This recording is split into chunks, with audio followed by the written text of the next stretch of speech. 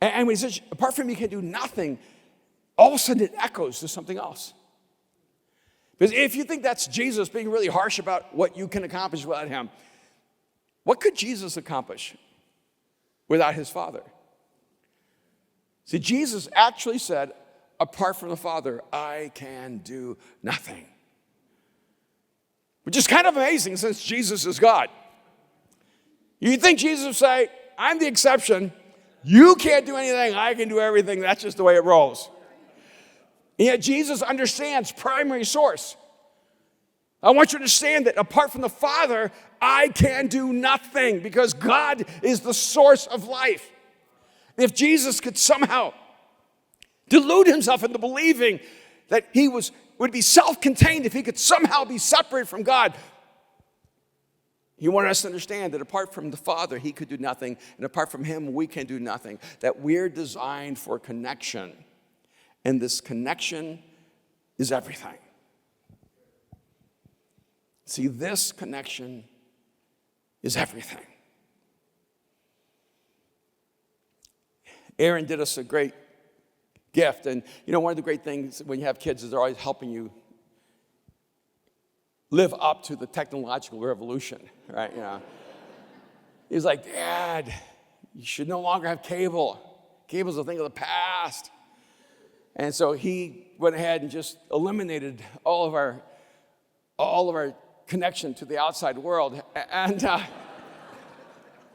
bought us these really expensive Apple TVs and showed us how he could use his phone to change the channels, turn it on and off. And the other day, Kim and I are home, and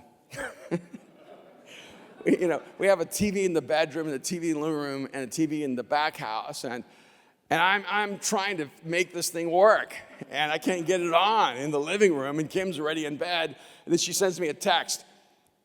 You turned the TV on upstairs. Could you turn this TV off?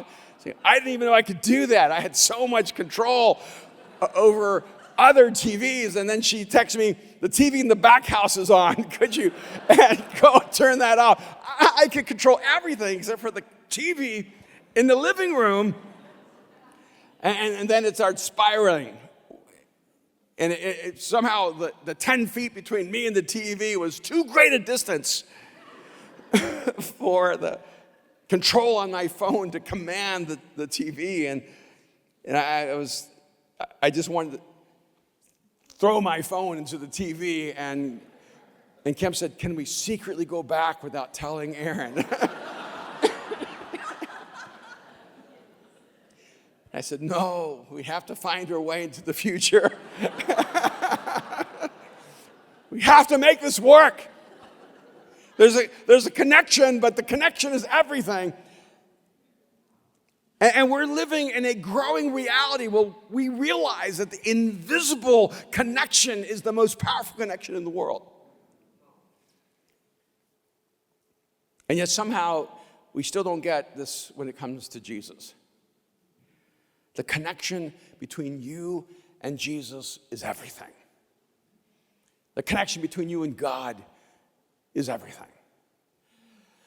It's been an interesting dilemma just on a personal level, if I can share this. I've done something that I've not done before, even though I've written about a dozen books. This next book is not what people would consider a Christian book. It's not a faith book, or it doesn't fall into the category. So when you go to Barnes & Noble's, it will not be in the Christian section. It will not be in the religion section. It will not be in the spirituality section.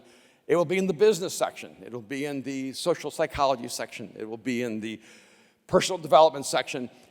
And it's interesting because I've already been posting a few things about it, and I've already had comments. Where's Jesus?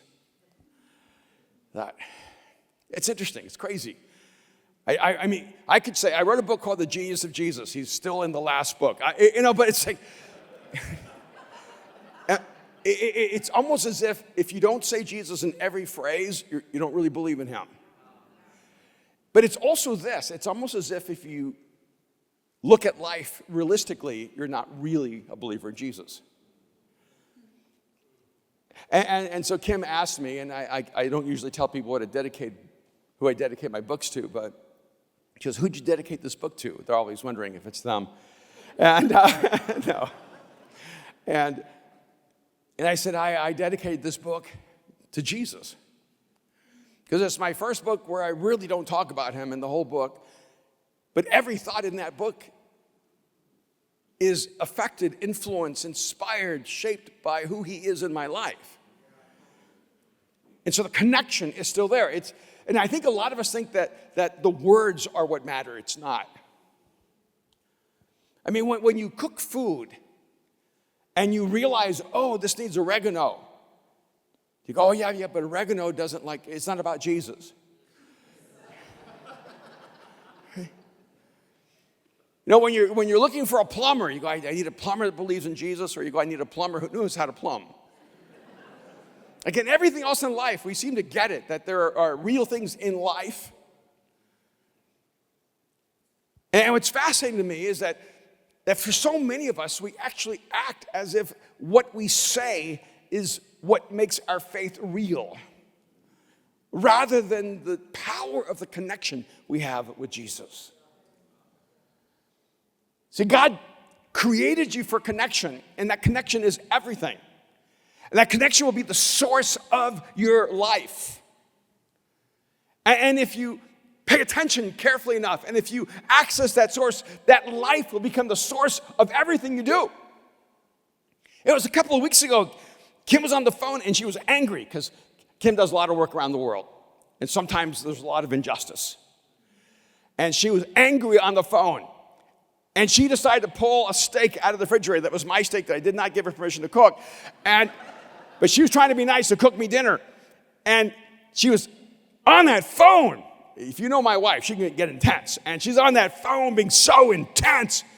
And my steak, I could feel it absorbing all that anger. And I went in the kitchen, I said, stop it. You're ruining my meat. All that anger, all that violence is going into my meat. My meat needs love. It needs tenderness. It needs compassion. And it seems crazy unless you're a chef. And you know that what you bring to that moment matters. And sometimes you can taste the lack of love in a meal. You were indifferent. And sometimes you can taste the love. Because that's the ingredient that transcends spices. And what happens when you connect to Jesus, it's not that you're always talking about Jesus. It's not that you're wearing Jesus shirts. It's not that you're speaking in the King James.